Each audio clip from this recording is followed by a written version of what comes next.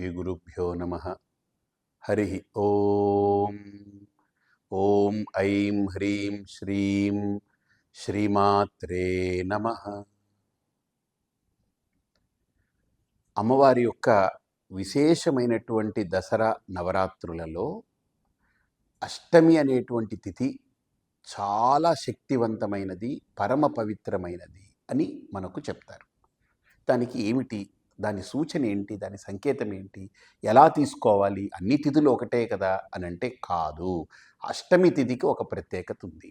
ఏమిటా ప్రత్యేకత అనంటే, మనం ఆకాశంలో చూస్తే చంద్రుణ్ణి మనం ప్రతిరోజు గమనిస్తే ఒక్కొక్క తిథికి ఒక్కొక్కలాగా మారుతూ ఉంటారు. క్షయవృద్ధులు కలిగినటువంటి వాళ్ళు.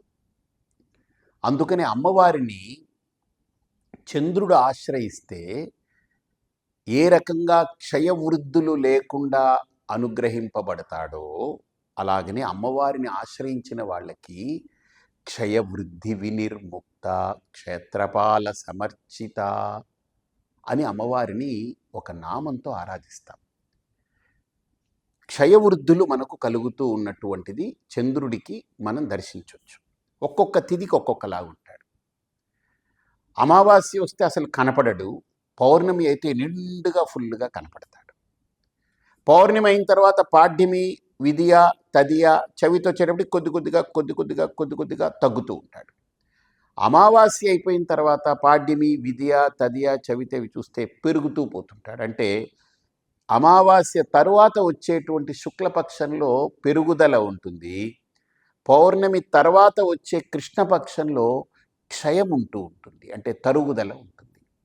సో ఈ పెరుగుదల తరుగుదల అంటే ఎగుడు దిగుళ్ళు అనేటువంటివి, ఇంబ్యాలెన్స్ అనేటువంటివి అన్ని తిథుల్లో కనపడుతూ ఉంటుంది. కానీ ఒక్క అష్టమి తిథి అటు శుక్లపక్షంలో వచ్చే అష్టమి కానీ కృష్ణపక్షంలో వచ్చే అష్టమి కానీ రెండూ కూడా ఒకేలాగుంటుంది. ఆ చంద్రాకారం అలా ఉంటుంది, అద్భుతమైనటువంటి ఆకృతిలో ఉంటుంది. ఎందుకంటే అది సరి సమానంగా మధ్యలో ఉండేది. అందుకని అమ్మవారికి అష్టమి చంద్ర విభ్రాజ దళిక స్థల శోభిత. అమ్మవారు అష్టమి తిథి నాటి చంద్రుణ్ణి తన శిరస్సు మీద పెట్టుకుందట, అలంకరించుకుంది. తారాకాంతి తిరస్కారి నాసాభరణ భాసురా అంటే అమ్మవారు ఎందుకు అష్టమి తిథి చంద్రుణ్ణి తన శిరస్సు మీద ధరించింది అని అంటే, ఎప్పుడు బ్యాలెన్స్ కోల్పోని స్థితి, సమస్థితి, సమత్వం యోగ ఉచ్యతే అంటారు.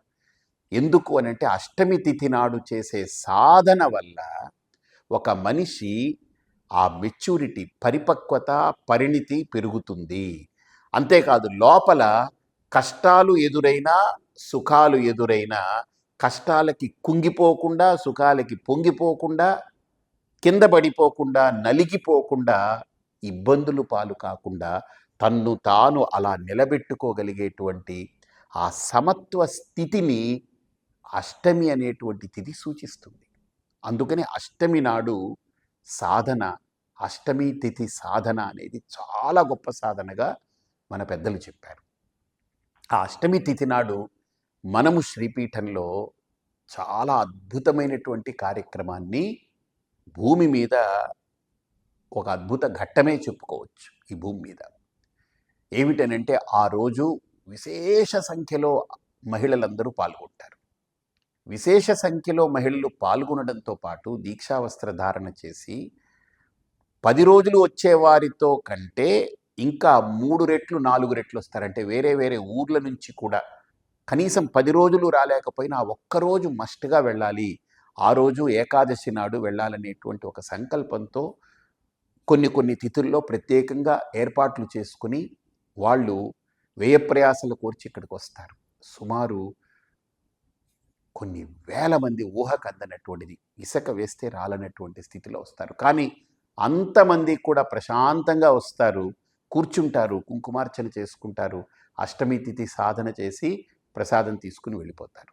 అయితే ఈసారి అష్టమి తిథికి శ్రీపీఠం వేదికగా ఒక బృహత్తరమైనటువంటి కార్యక్రమాన్ని సంకల్పించాం.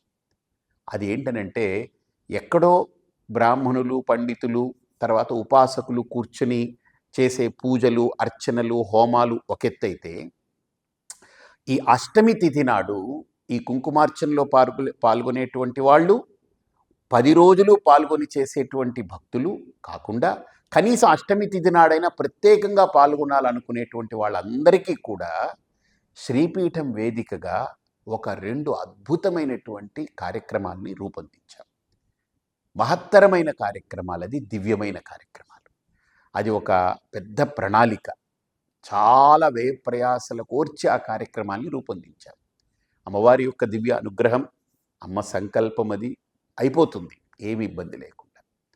అది ఏమిటి అనంటే, అష్టమి తిథి నాడు ఉదయం 10,000 ఐశ్వర్య దీప పూజ, అంటే 10,000 ఐశ్వర్యాంబిక అమ్మవారి యొక్క ఐశ్వర్య దీపాలని అందరికీ అందించి, పూజా ద్రవ్యాలనిచ్చి, వాళ్ళే కూర్చొని అక్కడ దానికి అకుంఠిత దీక్షతో ఆ దీపాన్ని వెలిగించి ఆరాధన చేసేటువంటి ఒక గొప్ప ప్రక్రియ. అది ఒకటి జరుగుతుంది. దాని గురించి పూర్తి వివరాలు తెలియజేస్తాం. ఇక రెండవది, అష్టమి నాడు సాయం సంధ్యాకాలంలో శ్రీపీఠంలో 1008 మహాశక్తి కుండాలని ఏర్పాటు చేస్తున్నాం. అమ్మవారికి మహాశక్తి కుండాలు ఏర్పాటు చేస్తాం. శక్తి కుండము అంటారు దాన్ని. అందులో అమ్మవారికే ప్రధానంగా ఆరాధన చేస్తాం, హోమాలు చేస్తాం. అలా 1008 కుండాలతో మొట్టమొదటిసారి భారతదేశంలో చేసే ఒక గొప్ప సహస్ర కుండాత్మక నవశక్తి హోమములు. 9 శక్తులను ఆవాహన చేసి, అది ఏమిటేమిటి, ఎంత గొప్ప కార్యక్రమము, అది ఎలాగనేటువంటి వివరాలన్నీ చెప్తాం. అది కూడా భక్తులు స్వయంగా పాల్గొని వాళ్లే హోమం చేసుకునేలాగా. 10,000 ఐశ్వర్య దీప పూజ కూడా భక్తులు స్వయంగా పాల్గొని వాళ్ళ చేతులతో వాళ్లే చేసుకునేలాంటి ఒక గొప్ప క్రతువుని అష్టమి తిథి నాడు శ్రీపీఠంలో ఏర్పాటు చేశాము.